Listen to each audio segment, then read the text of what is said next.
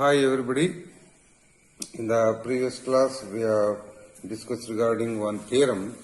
That theorems in that theorem, so we proved.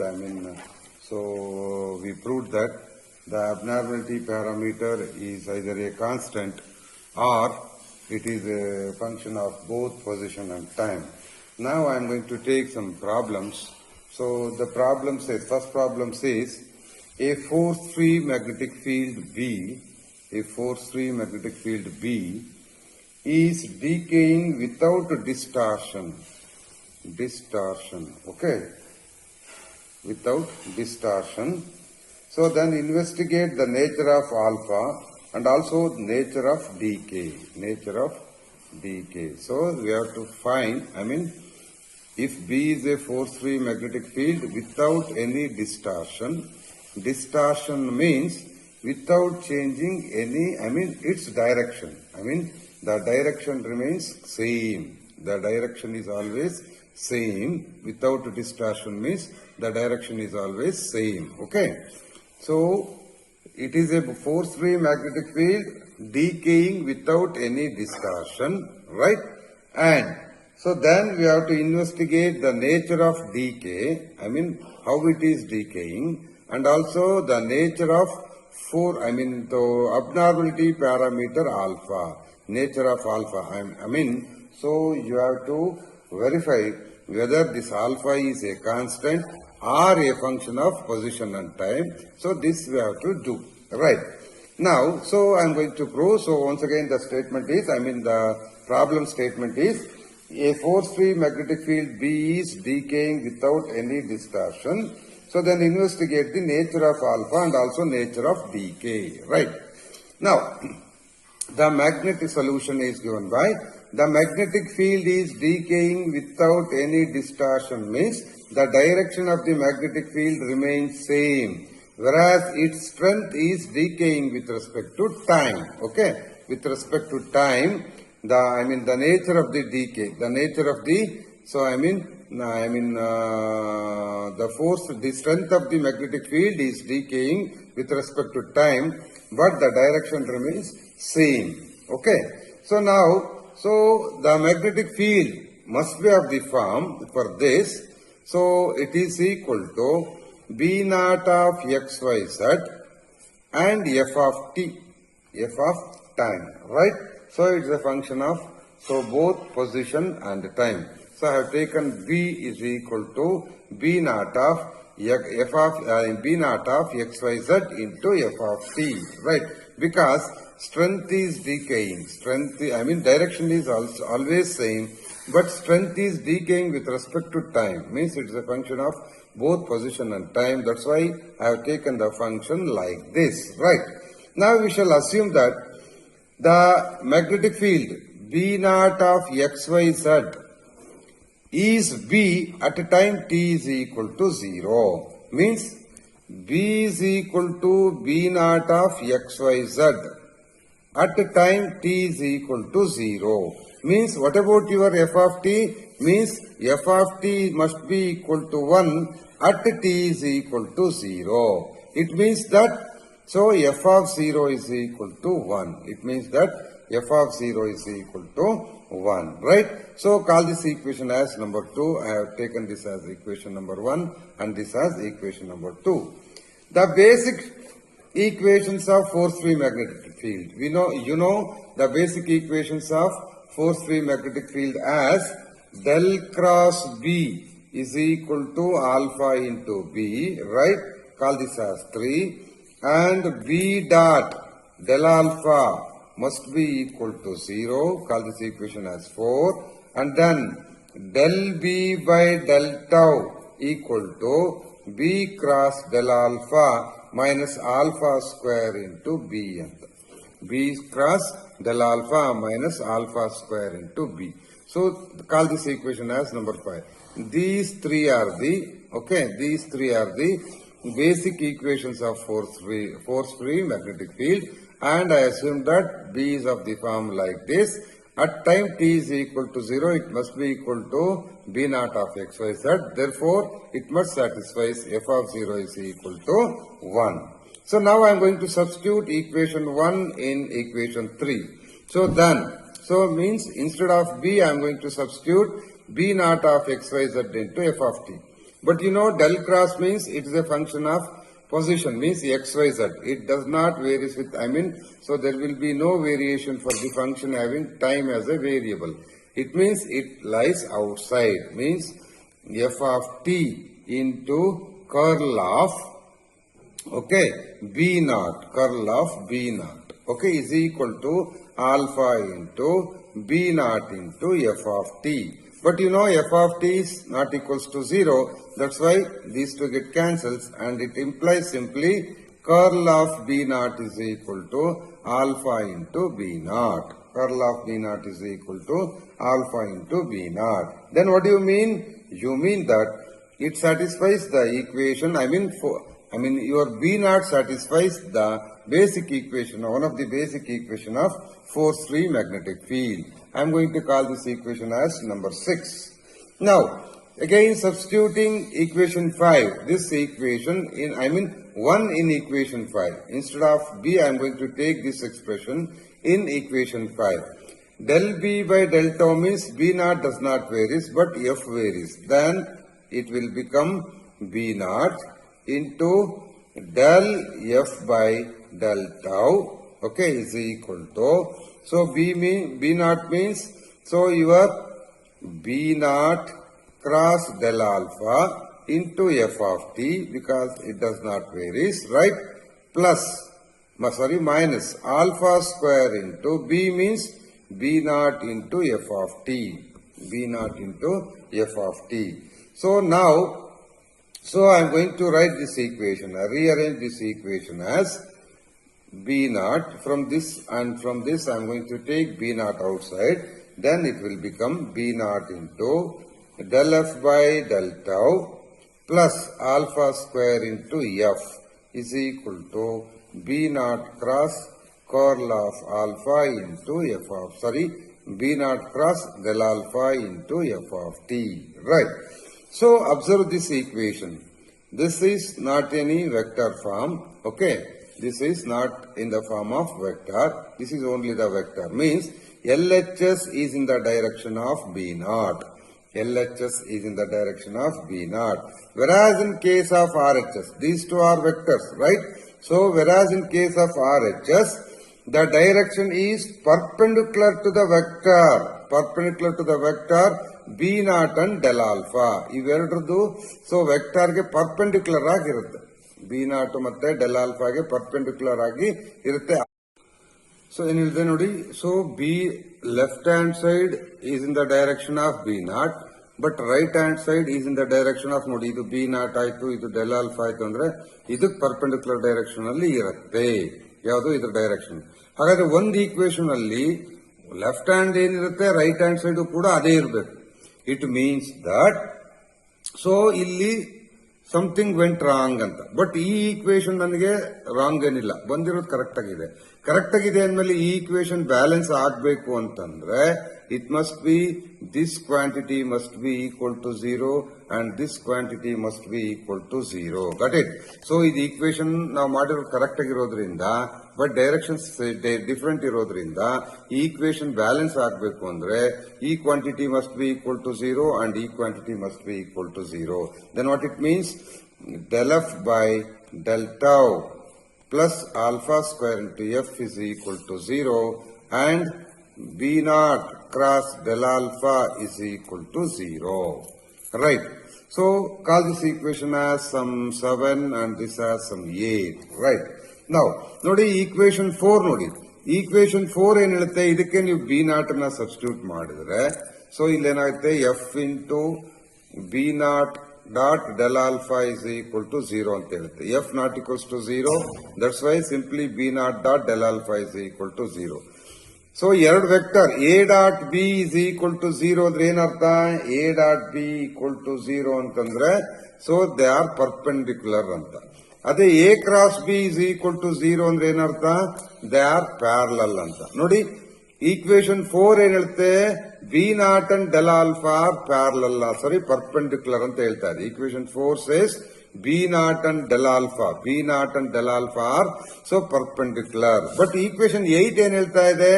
Equation 8 says B naught and del alpha are parallel ಅಂತ ಹೇಳ್ತಾ ಇದೆ. So it is impossible case. ಯಾಕೆಂದ್ರೆ ಒಂದು equation ಹೇಳುತ್ತೆ so ಎರಡು parallel ಅಂತ, ಇನ್ನೊಂದು ಈಕ್ವೇಶನ್ ಹೇಳುತ್ತೆ ಎರಡು ಪರ್ಪೆಂಡಿಕ್ಯುಲರ್ ಅಂತ. ಎರಡು ಸೊ ಒಂದೇ ಇದಕ್ಕಾಗ್ಲಿಕ್ಕೆ ಚಾನ್ಸಸ್ ಇಲ್ಲ.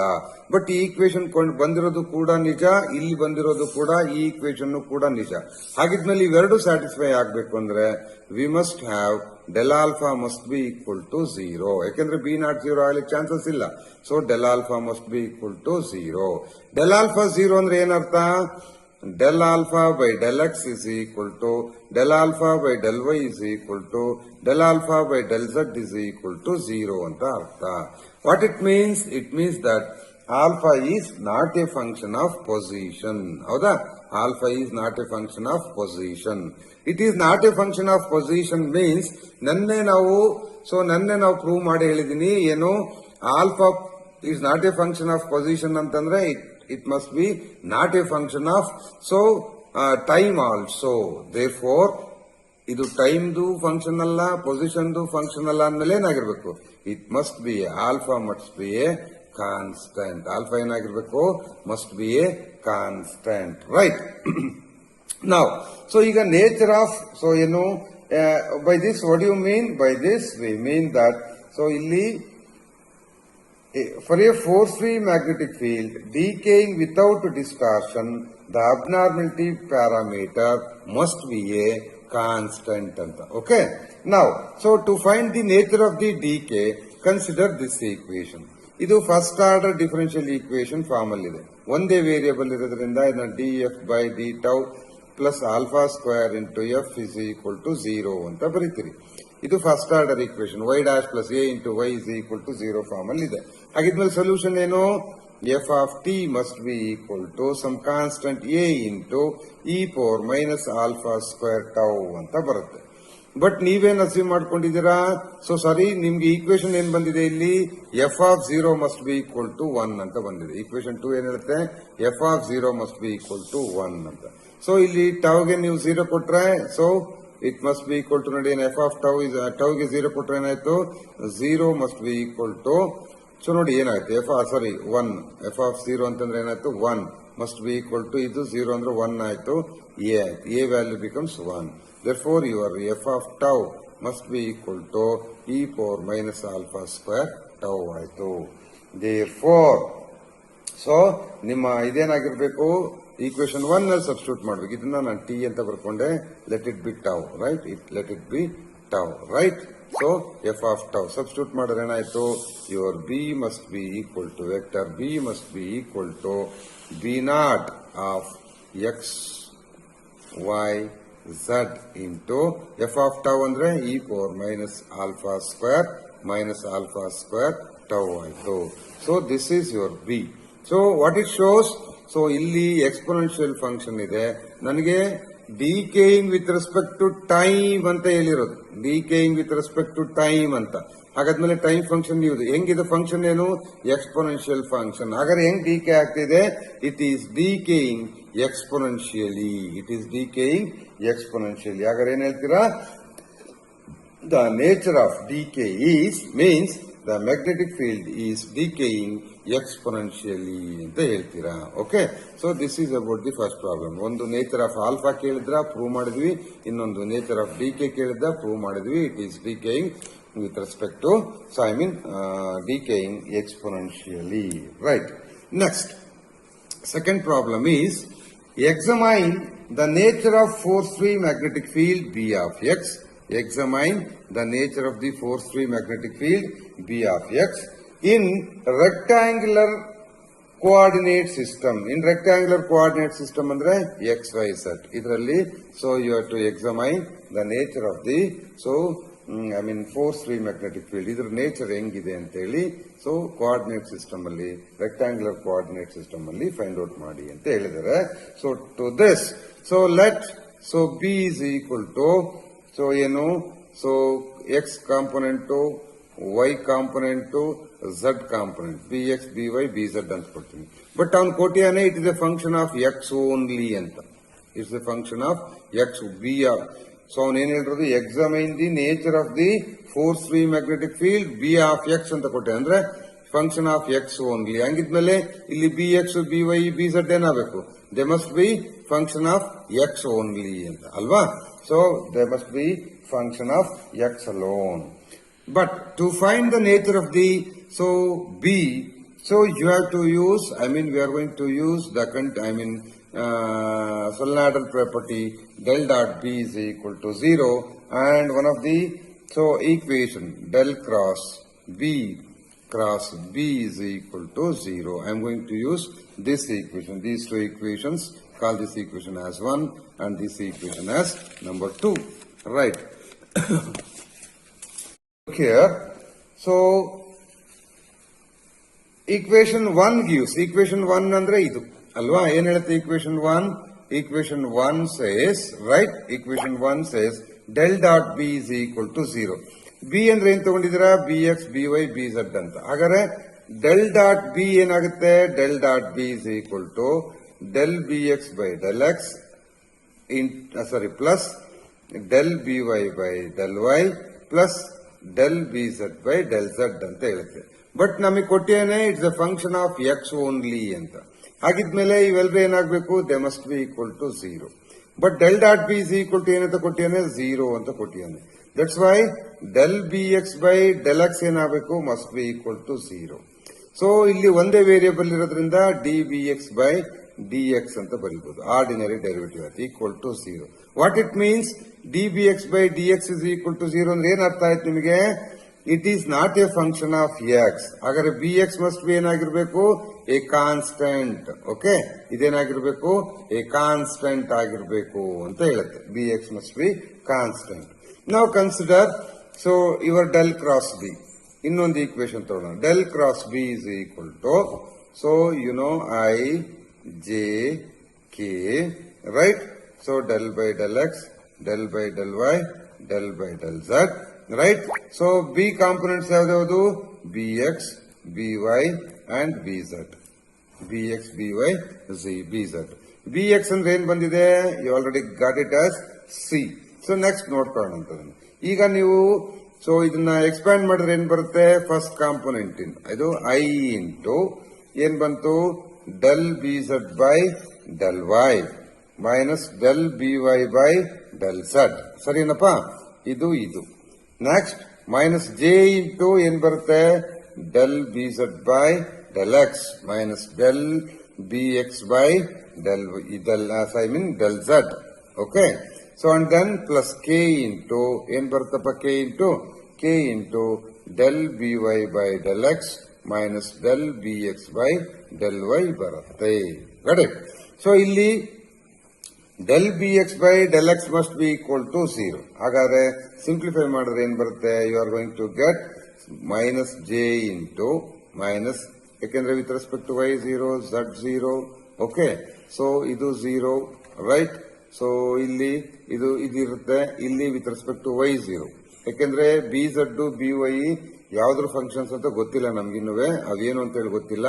ಫಂಕ್ಷನ್ ಆಫ್ ಎಕ್ಸ್ ಅಂತ ಅಷ್ಟೇ ಗೊತ್ತು, ಹಾಗಾಗಿ ಅವ್ನು ಹಂಗೆ ಬರ್ಕೊತೀನಿ. ಏನ್ ಹೇಳ್ಕೊಳುತ್ತೆ, minus J into del B Z by del X plus K into del B Y by del X ಉಳ್ಕೊಂತು, ರೈಟ್. ನಾವು ಸೊ ನನಗೆ ಪೂರ್ತಿ ಈಕ್ವೇಶನ್ ಬೇಕು, ಯಾವುದು, ದಿಸ್ ಈಕ್ವೇಶನ್. ಸೊ ಹಾಗಾಗಿ ನಾನೇನ್ ಮಾಡ್ತೀನಿ, ಇನ್ನೊಂದ್ಸಲಿ ಅದಕ್ಕೆ ಕ್ರಾಸ್ ಪ್ರಾಡಕ್ಟ್ ಆಫ್ ಬಿ ನ ಅಪ್ಲೈ ಮಾಡ್ತೀನಿ. ಡೆಲ್ ಕ್ರಾಸ್ ಬಿ ಅಪ್ಲೈ ಮಾಡ್ತೀನಿ. This equal to determinant I J K. Okay, so del cross B ಅಂದ್ರೆ ಯು ನೋ 0, ಇಲ್ಲಿ minus J component del B Z by del X and K component del by by del x. And b is nothing but your bx, by and bz. Okay, expand it. So by expansion you are going to get, so ಏನು ಸಿಗುತ್ತಪ್ಪ, I into, right, I into minus bz into dbz by, so dx, ಯಾಕೆಂದ್ರೆ ಒಂದೇ derivative with respect to X ಇರೋದಲ್ವಾ, del ಅಂತ ಬರೆಯೋದು d ಬರ್ಕೋತಾ ಇದೀನಿ, that's why. minus by into dby by dx minus j into minus bx into dby by dx, ಇನ್ನೊಂದು 0 ಆಯ್ತು, plus k into bx into dbz by so dx. But this quantity is equal to ಏನಂತ ಕೊಟ್ಟೇನೆ equation ಅಲ್ಲಿ, this is equal to 0 ಅಂತ ಕೊಟ್ಟೇನೆ. So is equal to 0 ಅಂತ ಬರೀತೀನಿ. ಈಗ I component, J component, K component ನಾನು ಏನ್ ಮಾಡ್ಕೊತೀನಿ, ಸ್ಪ್ಲಿಟ್ ಮಾಡ್ಕೊತೀನಿ. ಸ್ಪ್ಲಿಟ್ ಮಾಡ್ಕೊಂಡ್ರೆ ಏನ್ ಬರುತ್ತೋ, this is equal to 0, this is equal to 0 and this is equal to 0 ಅಂತ ಬರುತ್ತೆ. So you are going to get so bz into dbz by dx plus by into dby by dx is equal to 0. ಯಾಕೆ? So minus common ತೆಗೆದು ಕಳಿಸ್ದೆ ಆ ಕಡೆ, right. ಇನ್ನೊಂದು equation ಏನ್ ಬಂತು, so bx into dby by dx is equal to 0. ಇನ್ನೊಂದು equation bx into dbz by dx is equal to 0. bx ಅಂದ್ರೆ ಏನು, bx ಮೀನ್ಸ್ c ಅಂತ ನೀವು ಆಲ್ರೆಡಿ ಫೈಂಡ್ ಔಟ್ ಮಾಡಿದೀರಾ. ಸೊ bx ಮೀನ್ಸ್ c ಅಂತೇಳಿ ನೋಡಿ. ಇವೆರಡು ಈಕ್ವೇಶನ್ ಅಬ್ಸರ್ವ್ ಮಾಡಿದ್ರೆ ಇದನ್ನ ಸಮ್ ಈಕ್ವೇಶನ್ 3 4 ಏನೋ ಬರ್ದಿದ್ದೀನಿ. ಸೊ ಇಲ್ಲೇನಾದ್ರು ಕೊಟ್ಟಿದ್ದೀನ, ರೈಟ್. ಸೊ ಒಂದ್ ಯಾವ್ದು ಸಿ ಬಂತಲ್ಲ, ನಾನು ಎಲ್ಲೊಂದು ಇಲ್ಲಿ ಸಿ ಬಂತು, ಇದನ್ನ 3 ಅನ್ಕೊಳ್ಳಿ. ಸೊ ಈಗಾಗರೆ ಇದು 4, ಇದು 5, ಇದು 6, ರೈಟ್.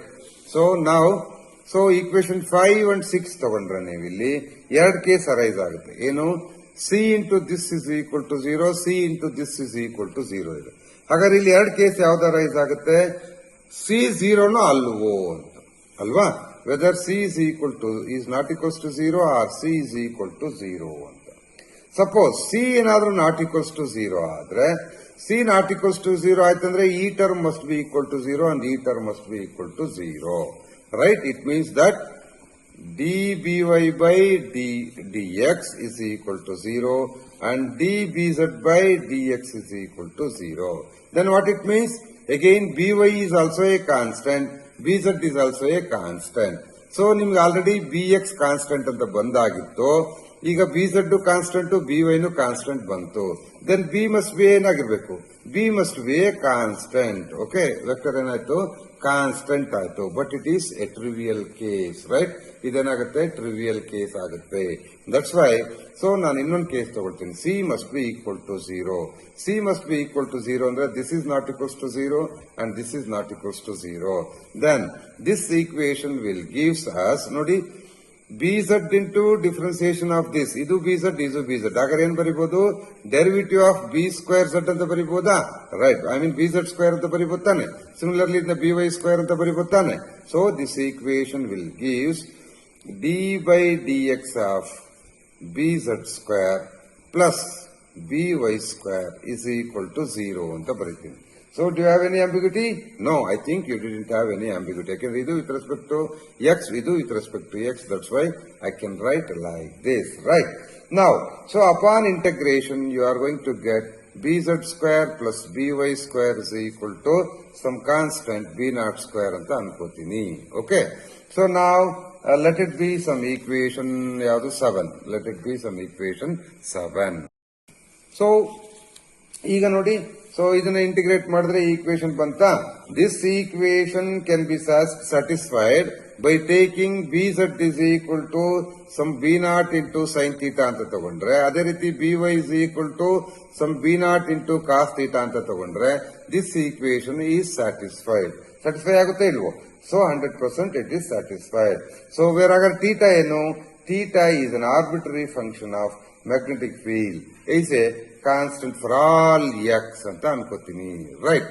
ಹಾಗಾದ್ರೆ ನಾವು so from this, so what we have seen, so it follows that the magnetic field intensity is B naught. Magnetic field intensity ಏನಿದೆ, B naught. That is the magnetic field is always a constant ಅಂತ. Magnetic field is always a constant, right.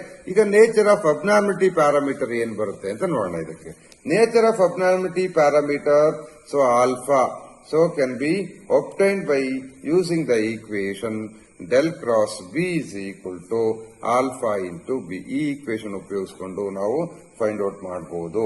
So ಹಾಗಾದ್ರೆ ಏನು, ಇಲ್ಲಿ bx ಅಂದ್ರೆ 0 ಅನ್ಕೋತೀನಿ, ಯಾಕಂದ್ರೆ c is equal to 0 ಅಂತ assume ಮಾಡ್ಕೊಂಡಿದ್ರಲ್ಲ, ದಟ್ಸ್ ವೈ.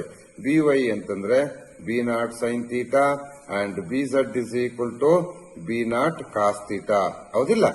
ಈಗ ತಾನೇ ನಾವು ಮಾಡ್ಕೊಂಡಿರೋ ವ್ಯಾಲ್ಯೂಸ್ ಇದು, ರೈಟ್. ನಾವು ಯುವರ್ ಡೆಲ್ ಕ್ರಾಸ್ ಬಿ ಏನ್ ಬರುತ್ತೆ, your curl of B must be equal to, so I J K, so del means del by del x, del by del y, del by del z. So this is 0, b naught sin theta, idu b naught cos theta, right. So idನ್ನ expand ಮಾಡಿದ್ರೆ I into this is with respect to y 0, this is with respect to z 0. ಹಾಗಾದ್ರೆ ಏನಾಯ್ತು, I into 0 ಆಯ್ತು. Okay. So and then so minus j into ಏನಾಗುತ್ತಪ್ಪ, so j into this is with respect to x ಅಲ್ವಾ, so with respect to x ಆಗತ್ತೆ, so with respect to j this is 0 ಅಲ್ವಾ, this is 0. ಹಾಗಾದ್ರೆ ಏನ್ ಬಂತು, minus j into b naught into ನೋಡಿ ಸಾರಿ j ಇಂದ ಅಲ್ವಾ, so differentiation of cos theta is minus sin theta, that's why it becomes plus sin theta into d theta by dx, okay, plus. So K ಬಂದೆ, K into right, so ಇಲ್ಲಿ this is ಬರುತ್ತೆ, ಇದು 0. So ಇಲ್ಲೇನ್ ಬರುತ್ತೆ, with respect to X ಅಲ್ವಾ, again differentiation of sine is plus cos, ಅಂದ್ರೆ B naught into cos theta into D theta by D X, right. So ಹಾಗಾದ್ರೆ ಇದೇನ್ ಬರಿಬಹುದು ನೀವು, you can write it as, so I into 0 ಇದರಲ್ಲಿ, so ಅಷ್ಟು ಏನು I into 0 plus J into B not sine theta plus K into B naught cos theta whole thing into right d theta by D X ಅಂತ ಬರ್ಕೊತೀನಿ. ಹಾಗಾದ್ರೆ ಇದಂಗೆ ಹಿಂಗಂದ್ರೆ ಏನು, it is nothing but your vector B. That's why ಇದೇನಾಯ್ತು, vector B into D theta by D X ಆಯ್ತು, vector B into D theta by D X, right. So substituting this, ಇದೇನಿದು curl of B is equal to ಇದನ್ನ ಎಲ್ಲಿ substitute ಮಾಡಬೇಕು, del cross B is equal to alpha into B ನ substitute ಮಾಡಬೇಕು. Then ಏನಾಯ್ತು, B naught into D theta by D X is equal to alpha into B ಆಯ್ತು. B ಎರಡು ಕಡೆ ಹೊಡೆದಾಕ್ತೀನಿ, ಉಳಿದಿದ್ದೇನು D theta by D X means alpha is equal to D theta by D X ಉಳಿತು. Then what it means, so it is a function, alpha is a function of X ಅಂತ ಆಯ್ತು. Alpha is a function of X ಅಂದ್ರೆ it's a function of position ಅಂತ. Position ಆಗಿದ್ಮೇಲೆ it must be a function of time also. Therefore, so it is not a constant. So alpha is a function of both position and time. Okay. So this gives the nature of your abnormality parameter alpha. Okay. So by this I am going to stop here. So tomorrow I am coming with the different theorem. Okay. Take care. Thank you. Bye.